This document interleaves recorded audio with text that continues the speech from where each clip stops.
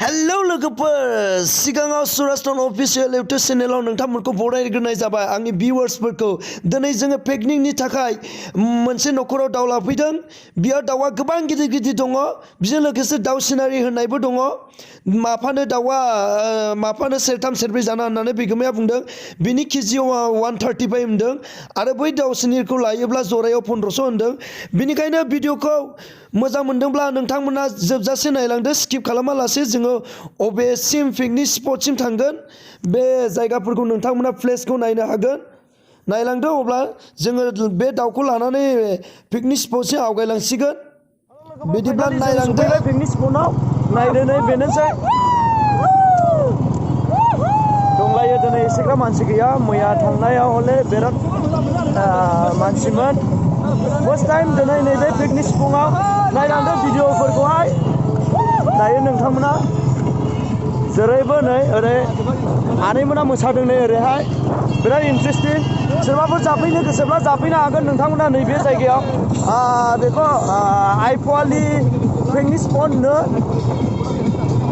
जेरैबो नै नोंथांमोना प्लेसखौ देखायनो जोबोद मोजां जानो थाखाय नायदो नायलांबाय थादो भिडिअखौ नोंथांमोना मा बेजों प्लेसखौ माबायदि नुयो जायगाखौ हले बासिनो हाया आरोना जेरैबो नै नायदो गिदिंजोबखागोन ओरैनो खना खनला जेरैबो माने सेंग्राफोरनि इन्जय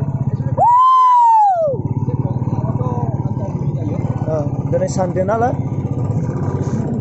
नै ओरैबो जागासिनो दङ नायदो सोरबाबो जुदि फैनो गोसोब्ला फैनो हागोन आरोना बेयाव बिराद मोजां जायगाया पिकनिक जानो थाखाय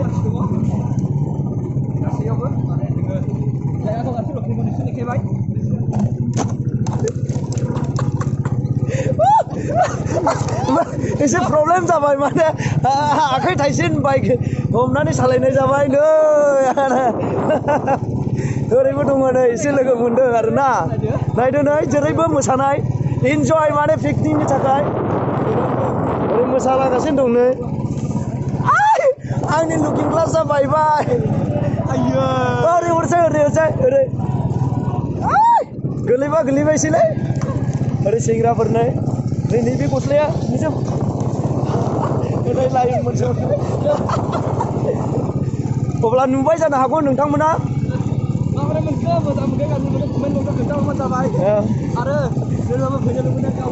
नायदो एकदमबारे बासिनो हाया आरोना जायगाखौ एकदमबारे प्लेसआ मोजाङानो पिकनिकनि थाखाय दैनिबो मानिबो जेबो प्रब्लेम गैया नोंथांमोना जाफैनो हागोन आरोना नै दैयाबो खुनु उसुबिदा गैया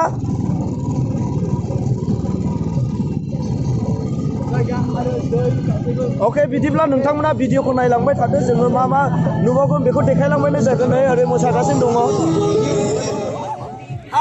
हेलो इन्जय दिनै इन्जय एकदमबारे नै जों दानो रेड चिलि होग्रोनायसै बिनि उनाव चिकेन मसाला बिनि उनाव एकदमबारे भिनेगार बेखौ पुरा मिक्स खालामनानै जोङो हांनानै जासिगोन आरोना एकदमबारे टेस्टिल' जागोन जों खोनाबाय एकदम याम्मी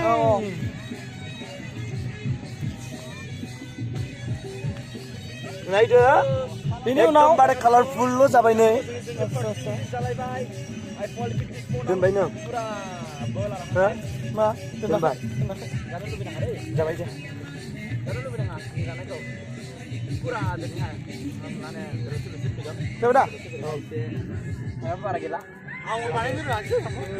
Yes, hi. We are enjoying right now here in Aipawali picnic spot. So guys, what is this? This one? Chicken. Smoked chicken. Chicken roasted. Here Monas has arrived right now. He will be introducing himself. Alright, coba. Come. Oi. Halti sudah lah. Mari brother. Happy New Year. Biasa kan nunggu